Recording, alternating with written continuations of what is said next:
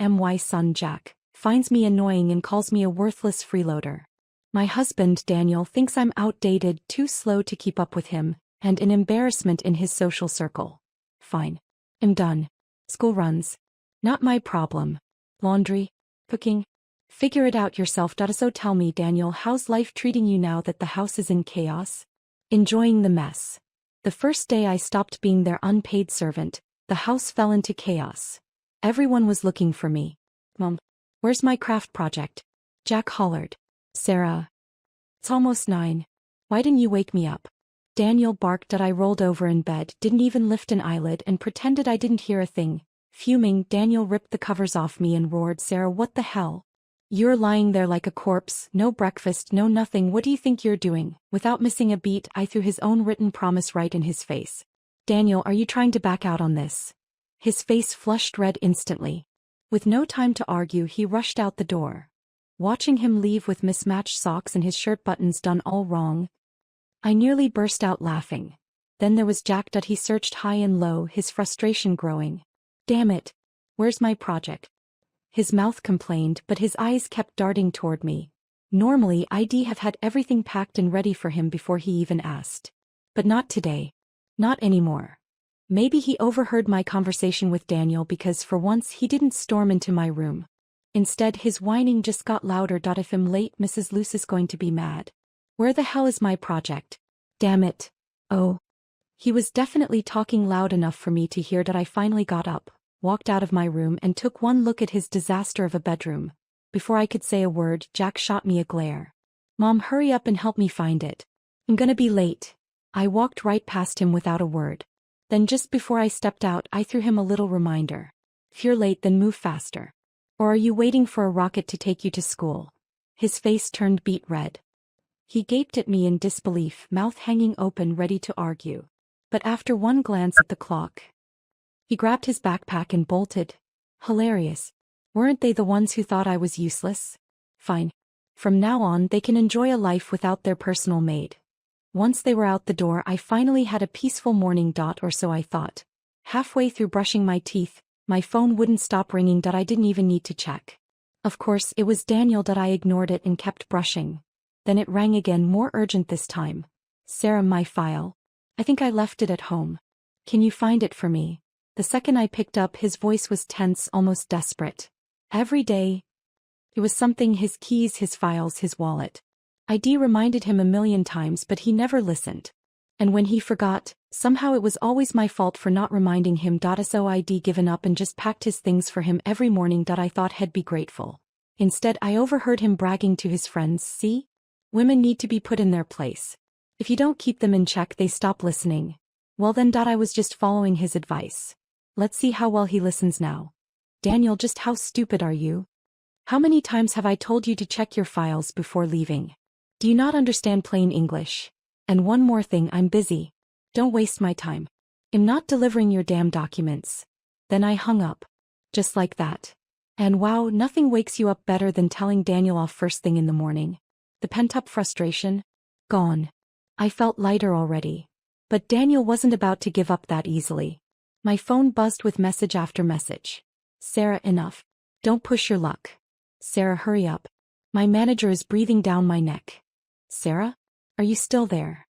Can you at least check? For the love of God, I'm begging you. Then the final message. A photo of a check. Bring me the file and this is yours. Oh. Well, since he's putting it that way for the money, I guess I can make an exception. Right after dropping off his file, I got a call from Jack's teacher, Mrs. Lucy. Hello, Mrs. Spencer. Could you come to the school? It's urgent. I rushed to the school, only to be met by Jack launching himself at me, sobbing hysterically. Mommy, I'm sorry. Please don't hit me. I know you're mad, but you didn't have to rip up my project. I froze. Then I met Jack's sly little gaze, and just like that I understood. That little brat. He must be trying to pin his own mistakes on me to avoid getting scolded for being late. Oh, you wanna play games with me? Fine. Let's play. I grabbed him by the collar and dragged him to the side, pressing him against the wall. Mrs. Lucy rushed over. Mrs. Spencer, please. No need to be harsh. You should talk things out with him. I didn't bother responding. Instead, I pulled out my phone and hit play on a video. That stupid project. Mrs. Lucy is such an annoying old hag. Just looking at her makes me want to puke. On screen, Jack was prancing around the living room, mimicking her with exaggerated expressions, making faces, acting out her lessons like a little comedian. Honestly, he did a pretty solid impression. Mrs. Lucy's face darkened instantly. Still, she forced a smile, a tight, painful one that looked harder to pull off than actual tears. Jack is usually a very good student. Just a little mischievous. I shook my head and, for extra effect, pulled up my sleeve, revealing a faint bruise. Then I let my voice tremble as I wiped at imaginary tears. I wasn't going to say anything, but Jack has been getting out of hand lately. Mom, don't listen to her, Mrs. Lucy. She's making it up. I never. Yes, Mrs. Lucy, you're absolutely right. It's my fault. I should have let Jack play video games as much as he wanted. I failed as a mother. I'm so sorry. Mrs. Lucy's gaze softened with sympathy. She patted my arm and offered some comforting words. I nodded, sniffled a little more for effect, thanked her profusely, then took Jack's hand and walked out of the school with long, confident strides. Out of the corner of my eye, I caught Jack staring up at me, both furious and stunned. For the first time I felt nothing, not even a twinge of guilt, because this kid was spoiled rotten, and it was about time I fixed that. With them out of my hair, I treated myself. A long spa day. A luxurious bath. Shopping sprees. I used to be pampered like this all the time before marriage, before Daniel got comfortable. Back then he cherished me. He respected my choices. Never pressured me into anything I didn't want to do. He swore before God that he would love me forever, that he would always put me first. But after we got married, he let out a sigh of relief, as if dropping an exhausting performance. The careful attention turned into expectations. The adoration faded into indifference. He stopped making an effort. I told myself that was normal. Marriage wasn't a fairy tale. So I threw myself into being a good wife, a good mother. Jack was my everything, my blood, my legacy. I dedicated myself to him. Made sure he had the best of everything. And in the end, they both turned around and treated me like a burden. Mom, your fashion sense is non-existent. Sarah, can you stop chewing so loudly? It's disgusting. Day after day, under their constant criticism, my self-esteem eroded. I lost all confidence, lost myself. At some point I even started hearing things. Walking through crowds, I could feel imaginary judgmental stares piercing through me. That suffocating moment, panic gripped me, and I fled. I had tried once to talk to Daniel about getting a job, about changing my environment. But every time he refused with the same excuse. Jack is still too young. Someone needs to take care of the house. Was that true? Did the house really need me? Daniel had a thriving career. Jack was already in elementary school. The only one trapped at home was me. I looked at my reflection in the mirror, my face growing dull, my spirit drained. Then I looked at Daniel, strong, thriving, untouched by time. The contrast sent a wave of dread through me. No, I refuse to be a woman without dignity. I refuse to live like this. I refuse. Before I knew it, I was back home. As soon as I opened the door, I found the two of them sitting on the couch, wearing identical stern expressions. Perfect timing, Daniel said. We need to settle some accounts. Why settling accounts? What they really meant was teaming up to tear me down. Jack whined that because of me, Mrs. Lucy had kept him after school for detention. He had to stay until everyone else had gone home. Daniel complained that his boss had chewed him out, docked his bonus, and crushed his chances of a promotion. Listening to them, you'd think I was the villain who had single-handedly ruined their lives. I had enough. I shot up from the couch. Fine, I said. I'll fix everything. I promise. Their faces instantly lit up. Then slowly, deliberately, I placed a notebook on the table and flipped it open. I end that case. Let's go over my schedule. I cleared my throat and began. I wake up at 6 a.m. By 6:30 breakfast is ready. At 8 I drop Jack off at school. By 9 I start housework. Jack frowned, confused. Why are you telling us this? I ignored him and kept going. When I finished listing every chore I did from morning until night, I looked straight at them and asked, I've done this every single day for years. Every task I do takes time, effort, and energy. Now tell me, how should we settle this account? Jack scratched his head awkwardly. Other moms don't keep track like this. A mother's love is supposed to be unconditional. Unconditional. I almost laughed. So motherhood was just a convenient excuse. A phrase used to guilt me into sacrificing everything without complaint. Something they could throw in my face whenever they needed me to do more. Fine. If we're comparing, let's go all the way. I crossed my arms and looked down at Jack. Other kids help their moms. Other kids appreciate them. What have you done for me? Throwing tantrums. Disrespecting me? Acting like I was their personal servant. They hadn't just taken me for granted. They had trampled me into the ground. Did he forget that I almost died giving birth to him? That I had nearly suffered an amniotic embolism on the operating table just to bring him into this world? And now? This son of mine dared to lecture me about love. Jack's mouth opened. Then closed. Then opened again. But no words came out. He had nothing to say. Daniel, seeing his son lose the battle, yanked him aside and turned to me. Sarah, he's just a kid. Do you really need to emotionally blackmail him? Emotionally blackmail. Coming from him. Now that was rich. Fine. No more empty words. Let's talk numbers. I leaned in, my voice calm. Daniel, this house. I bought it. You never paid a cent. You've lived here for 10 years. How do we settle that? His face turned red. He fumbled for a response. But I paid for the household expenses. Oh, this was about to get even funnier. I tilted my head. Household expenses? You mean the $500 a month you contribute? What do you think this is, 1950? Do you think the world runs on charity?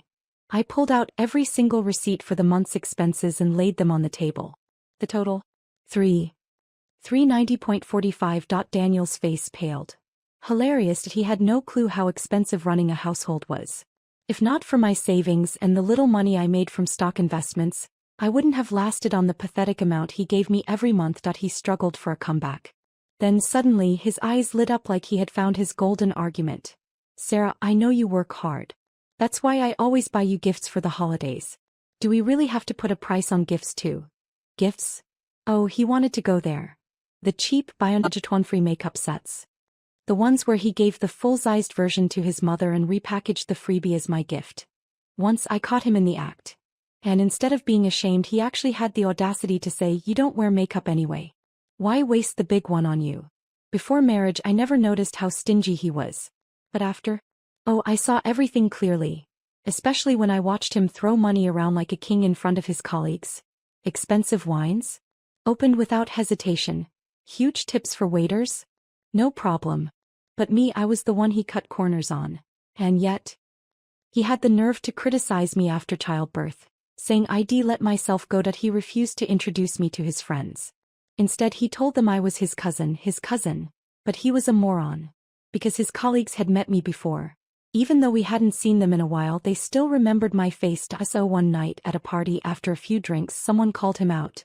"Why the hell are you lying about your own wife?" Daniel's face turned an ugly shade of red. He made some excuse, then left me there. I didn't have enough cash on me. I tried calling him.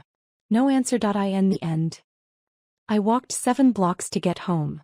That night I made up my mind that I was going to take my life back. Now, sitting across from me, Daniel mistook my silence for defeat. His confidence returned. He even put on an air of generosity. "Sarah, I know you've been in a bad mood lately. Let's just put this behind us, all right? I won't hold it against you as long as you know." No, this wasn't my fault. It was my fault for not making things clear enough. I smiled and cut him off.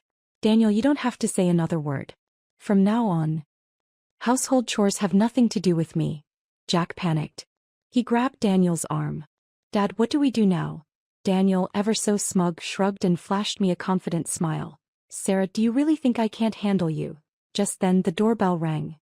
Daniel walked to the door with a smile. The moment I saw who was standing there, my stomach dropped. Anna. My mother-in-law. A sharp, shrewd and cheap woman. The last person I wanted in my home. Daniel had promised me she wouldn't just show up unannounced. Yet here she was. I forced a smile. "Anna," before I could even finish, he shrieked. "Daniel, what did I tell you from the beginning? You and Sarah were never a good match. Just look at this house. How can you two even stand living like this?" I didn't back down. Instead I pushed Jack toward her. "Jack, why don't you go ahead and clean up your mess?" Jack's face scrunched up and he immediately turned to his grandmother, whining, "Grandma, Mom keeps making me do chores. Aren't you going to say something?" I crossed my arms and looked at Anna. "Anna, look at him. I've spoiled him rotten. Clearly, I'm not doing a great job raising him. But now that you're here, you can take over." Before she could respond, I spun on my heels and walked back into my room. Behind me, Anna's high-pitched voice rang through the house. Oh, my dear boy. Don't worry, Grandma is here. Mommy won't dare to treat you badly anymore. The next morning I was rudely awakened by a loud banging on my door. Sarah. Where do you keep the eggs and vegetables? Anna's voice was sharp, but her eyes weren't focused on me. She was scanning my room. Like a vulture, her gaze flitted from corner to corner, searching, hunting for anything valuable. I barely shook off the morning haze before replying, there's no food in the house. Anna blinked, pretending to be surprised. Really? None at all. She was fishing for information. I didn't take the bait. Instead, I whipped out Daniel's promise, the one he had signed. I held it up. You see this? Your son said I was a useless, good-for-nothing freeloader. That he and Jack could survive just fine without me. I shrugged. So now, this freeloader has officially quit. Anna's face twitched. She tried to put on a sympathetic act. Oh, Sarah. Couples fight all the time. You shouldn't take things so seriously, but I saw it in her eyes. Contempt. That same disdainful look she gave me the first time we met. Back then she had judged me instantly. I wasn't good enough for her son. I had too many flaws. But the moment she found out I owned a Manhattan apartment, her attitude changed overnight. She even went to a real estate agency to inquire about its value. And when she learned how fast it was appreciating, she suddenly had a suggestion. She wanted me to add Daniel's name to the property title. And hers. What a joke. Adding Daniel's name was one thing, but why the hell would I add hers? The only reason I even considered marrying Daniel back then was because at the time he had treated me well. But even after I became her daughter-in-law, Anna never let it go. She went around telling everyone that I was some pitiful charity case, that her son only married me out of pity. How hilarious. Daniel had been flat broke when we got married. We couldn't even afford a wedding. And now? She wanted to act high and mighty. I stayed silent, watching her. Realizing I wasn't budging, Anna finally dropped the pretense. Her voice turned cold. Sarah, a woman like you, I cut her off. What? Daniel should divorce me? Or are you going to hit me? Her face twisted in fury. You. Anna lifted her hand, ready to slap me. I sidestepped, smooth, effortless. She lost her balance and fell hard. Daniel lunged forward, yanking me aside before dropping to his knees beside his mother, his face contorted with fury. Sarah, what the hell is wrong with you? Jack, at some point, had crept up beside him, holding up his phone, recording everything. So this was a setup. The three of them working together to frame me. How cute. I leaned against the wall, arms crossed, watching their pitiful performance. Want me to call 911? I asked, smirking. Or would you rather I drive you to the hospital myself? Anna, who just seconds ago had been too weak to stand, suddenly gripped Daniel's arm with full force and barked, Daniel, take me to the hospital. I don't want to see this woman ever again. Jack, the loyal little accomplice, trailed after them. As he passed, he flashed me his phone, his lips curling into a smug grin. Oh, I got the message that he had recorded the whole thing and was threatening me with it. I sighed dramatically. Go ahead. Do your worst. While they were busy putting on their show at the hospital, I finally checked my phone. My notifications were flooded. I didn't need to guess. Jack had probably sent the video to every relative and friend we had, rallying them to attack me. How adorable. Too bad for them, I wasn't alone. They only had 3 people. I had an army. Not long after, chaos erupted. One by one, debt collectors stormed IN.AT my signal. They surrounded Daniel, boxing him. IN.MR. Spencer, your son's tennis lessons total bill is $13,000. Time to pay up. Sir, today's the deadline for your golf club membership. Where's the payment? The demands came one after another, each more relentless than the last. Daniel didn't even have time to breathe, let alone defend himself. He was pushed and shoved, drowning under the weight of his own financial mess. Anna, watching her son getting swarmed, panicked. Thinking I had hired thugs to rough him up, she charged forward to get away from my son. All of you, get out. The debt collectors reacted instantly. They jumped back, keeping a safe 2-meter distance, and whipped out their phones. If Anna tried to accuse them of anything, they'd have video proof that she was the one charging at them. Now the real fun began. Anna, alive and kicking, stood in the center of the chaos, shouting and arguing with everyone in sight. Where was the helpless old lady who had just collapsed in agony? Gone. Poof. Instead, she looked stronger than ever, bickering with a dozen people at once. And then Daniel's phone started ringing. I watched. Arms folded as his expression twisted. He answered, his voice frantic. No, no, this is a misunderstanding. My mom's fine. There's nothing wrong with her. Yes, Jack was just playing around, he was joking. That video wasn't real. It's all fine now. Daniel, I knew him better than anyone. Nothing was worse for him than losing face if his relatives and colleagues found out about his mother faking an injury and his mountain of unpaid debts. It would be a bigger blow than death. Meanwhile, the debt collectors weren't leaving empty-handed, with their recordings as leverage. They took their time lining up, each patiently waiting their turn to collect what they were owed. Daniel's face drained of all color. I leaned in, lowered my voice just enough for only him to hear, and whispered, "Too late for regrets now. This was justice. There was no need for me to get my hands dirty. There were plenty of people willing to do it for me." As Daniel glared at me, his jaw clenched so tight it might snap, he spat out through gritted teeth, "Just you wait." I waited in my own house for a week, expecting Daniel to follow up on his empty threats. Nothing. But I didn't just sit around. I found a job, nothing too fancy, but at least it let me interact with people again. And for the first time in years, I felt alive. I was glowing, radiant, full of energy. Then, out of nowhere, my boss called me in for a chat. He smiled awkwardly and said I might not be the best fit for the job. "Maybe you should take some time off, focus on your health, recover. My health. Something didn't feel right. I pressed him for an explanation. He hesitated. Then, finally, he let something slip. I heard you've been struggling with, depression. Maybe it's best if you take it easy. A thunderclap rang in my ears. I immediately pulled out my recent medical report. Perfectly clean. My boss frowned. "That's strange, this doesn't match the report I saw." We compared them. And there it was.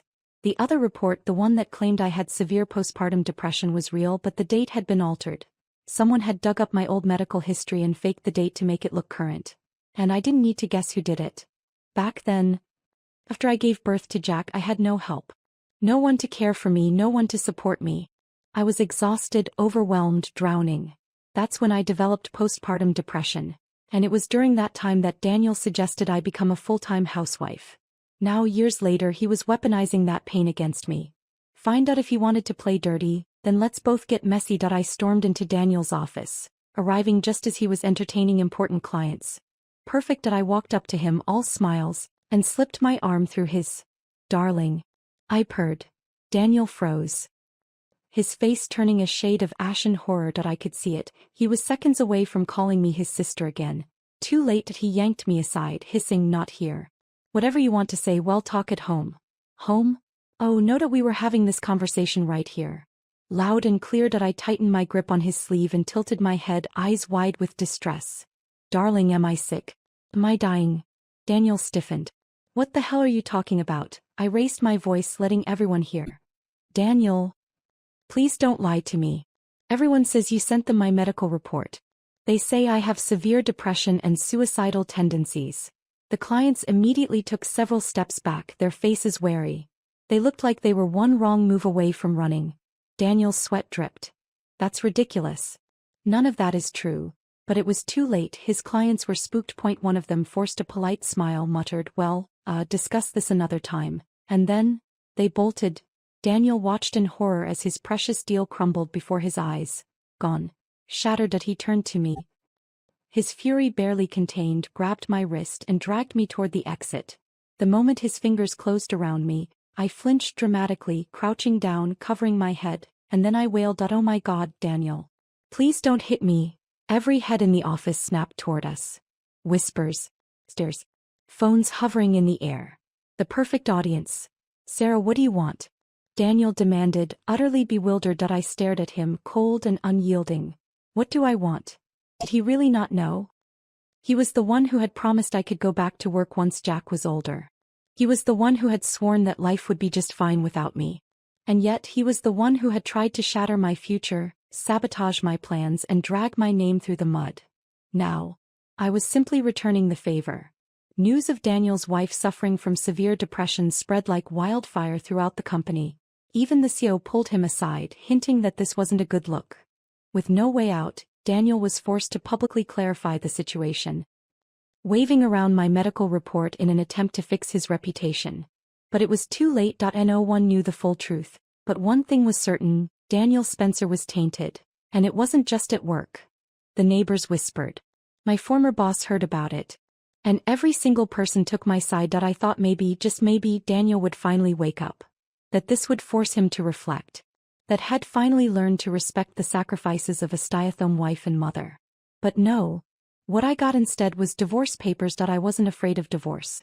What I feared was Jack growing up without love. So despite everything, I set aside my resentment and went to see him.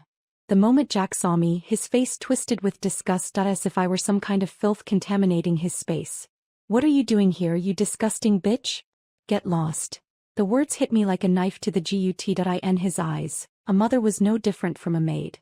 And a maid was the lowest of the LOW. My hand reaching for him froze in midair before slowly dropping to my side. I wanted to tell myself it didn't hurt, that I was stronger than this. But my heart twisted in agony. The pain sharp and suffocating. Fighting back tears, I forced myself to speak. Jack, your father wants a divorce. I had expected shock, or at least confusion. Instead, Jack clapped his hands, grinning ear to ear. Finally. A woman like you doesn't deserve to be my mom. You should have left a long time ago. Now I can get a new mom. A bitter taste filled my mouth. So this was how it was going to be. Fine. If he had made up his mind, then I'd grant his wish. I wiped my tears and turned to leave. Just as I reached the door, I hesitated. One last look. Just once. And that's when I saw her. A woman standing close to Jack, her arm draped over his shoulders. Jack, what do you want for dinner tonight? I'll make it for you. Ooh, lemon chicken. I love your cooking. Her voice was sweet, feminine, warm. Then she turned, and the second our eyes met, her smile faltered for just a split second. Her face stiffened. I knew her. And she knew me. Melody, Daniel's first love. Her lips parted as if she wanted to say something, but I beat her to it. So, you're the woman Daniel spent 3 years chasing? Melody blinked, then quickly recovered. Sarah, don't misunderstand. I'm not the reason your marriage fell apart. I let out a quiet laugh. Did it even matter? If it wasn't her, then it would have been someone else. A man like Daniel would always remarry. And Melody, sensing the shift in my expression, took her next step carefully. That said, she exhaled lightly, almost as if confessing something intimate. I do still love him. There it was. The real dagger. Melody was no fool. She wasn't here to gloat. She was here to assert her place. To make sure I knew Daniel had moved on. Was it her looks? Her body? Her personality? Or maybe Daniel loved her because she was just like him. I didn't argue. I simply told Melody about Jack's allergies and the foods he didn't like, hoping she would take care of him properly. But before I could finish, Jack shoved me hard. Mind your own business, you evil witch. Melody is my real mom. Something inside me snapped. I had tolerated his disrespect. I had endured his ungratefulness. But hearing him reject me as his mother, that I could never forgive. Melody smiled, ever so graceful. Sarah, don't worry. I may not have given birth to Jack, but I'll love him like my own. I stared at her, then smiled calmly. I just hope you won't regret this someday. Then I turned and walked away. The divorce battle was anything but smooth. Daniel wanted everything. The house. The money. The car. His reasoning. Sarah used to have depression. She's mentally unstable. Even Jack doesn't want to live with her. So I should get more. How laughable. The house. That was mine. He never paid a cent. The money. I had bank records and receipts proving how little he ever gave me. I had been a housewife for years. Why would I owe him anything? I wanted to shove every bill I had into his mouth and make him swallow them whole. But the most infuriating part. Jack. In court, he testified against me. That he called me lazy, said I was a terrible mother, claimed I abused him, starved him, and never took care of him. Ungrateful. Selfish. Rotten. That's what they were, father and son.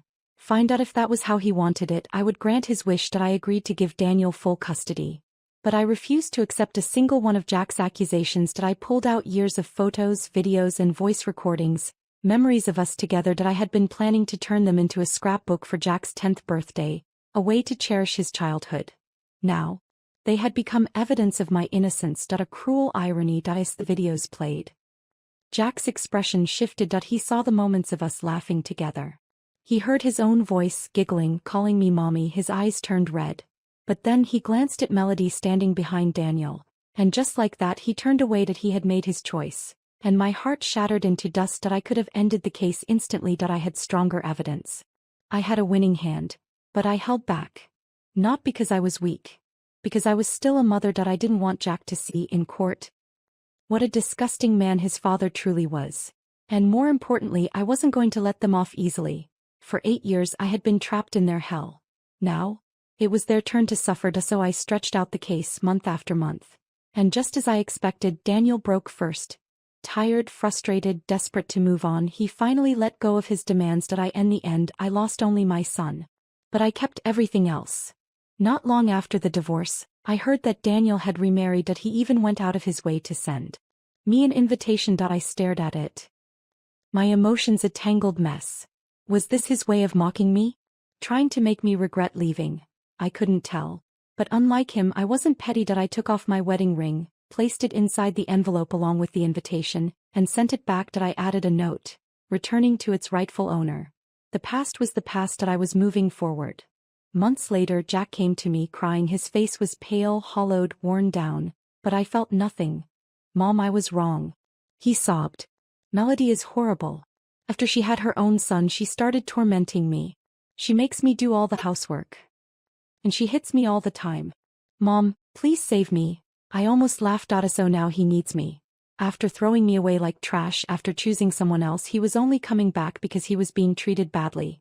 How pathetic. Truth was, the first time I met Melody, I had already sensed something off. As someone who had been pregnant before, I recognized the signs. She had been wearing a compression belt to hide her baby bump, at least 5 months along. But my private investigator found out that Melody had only been back in the country for 4 months. And Daniel? He hadn't traveled anywhere in that time. Which meant that baby wasn't his. I had kept this little secret to myself. Instead, I dragged out the divorce battle, waiting for the truth to surface. And sure enough, her baby came early. Daniel had thought he could recapture the beauty of his first love, that he would have Melody back in her perfect form. But what he failed to realize was, childbirth changes a woman. And no matter how stunning she once was, she would go through the same postpartum struggles I had. And someone like Melody, a woman who lived for vanity and deception, she would never let Daniel get away with being an absent husband. As for Jack, he was never her child. And because of that, she would never truly care for him. But I didn't tell him any of this. I simply looked at him and said, you made your choice. Now live with it. Jack stood there, his eyes hollow, body trembling. He watched as I walked away, his knees buckling, yet he didn't move. Daniel and Melody divorced. Because of my anonymous letter. Word was, their marriage ended in a violent brawl. Daniel had physically assaulted her. But Melody never called the cops. If she hadn't been caught cheating, I was sure she would have tried to have him arrested instead. But Daniel didn't escape unscathed either. Even after their divorce, everyone knew what had happened. Wherever he went, people whispered, laughed, mocked him. He tried several times to send people to reach out to me. He wanted to talk. To apologized. To fix things. I gave him only one answer. Never. Not in this lifetime. Everything that had happened he brought upon himself. And I was finally free. I had escaped the shadow of being a housewife. I had reclaimed my life. I